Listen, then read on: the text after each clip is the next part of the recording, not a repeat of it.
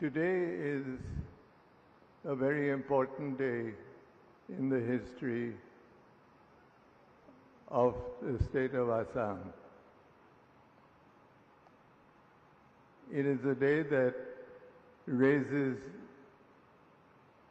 Assam to a higher level in terms of health care and treatment of cancer that has not been experienced by the other states in the country. It really is a day that